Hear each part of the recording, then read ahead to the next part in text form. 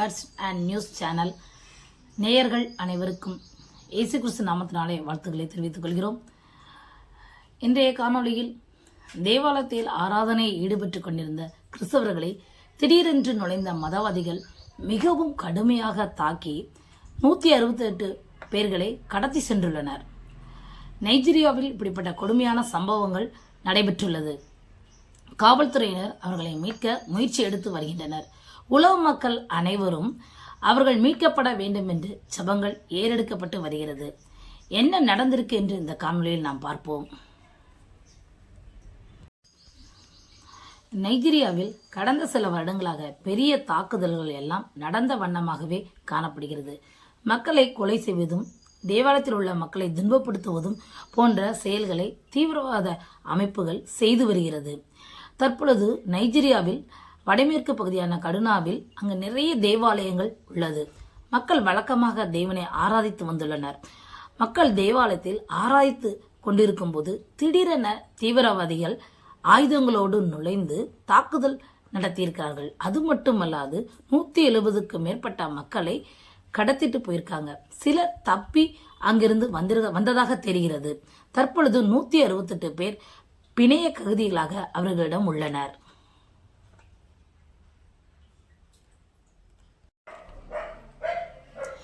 உறவினர்கள் எல்லாம் கதறக்கூடிய சூழ்நிலையில் என்ன செய்வதென்றே தெரியாமல் தவித்துக் கொண்டிருக்கின்றனர்.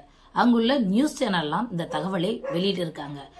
காவல்துறையினர் முதலில் மறுத்தாலும் மக்கள் அதற்கு எதிர்ப்பு தெரிவித்தனர்.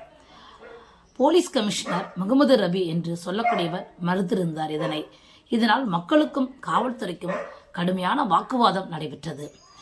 மனித உரிமை அமைப்பு இதனை கண்டித்துள்ளது. எவ்வளவு பெரிய சம்பவம் நடைபெற்றுள்ளது, நீங்கள் எப்படி மறுக்கலாம் என்று தங்கள் கண்டனத்தை தெரிவித்திருக்கிறாங்க.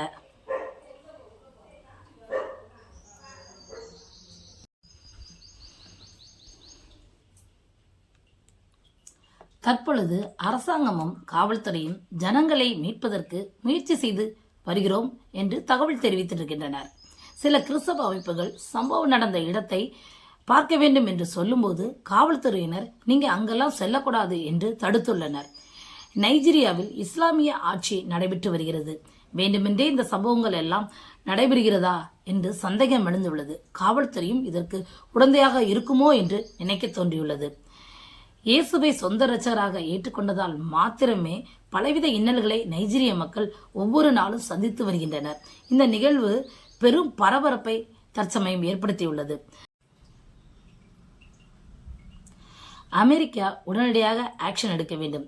கிறிஸ்தவர்கள் பாதுகாப்பு உறுதி செய்யப்பட வேண்டும். உலக நாடுகள் இதனை கண்டிப்பாக திரும்பி பார்க்க வேண்டும், உதவி செய்ய வேண்டும்.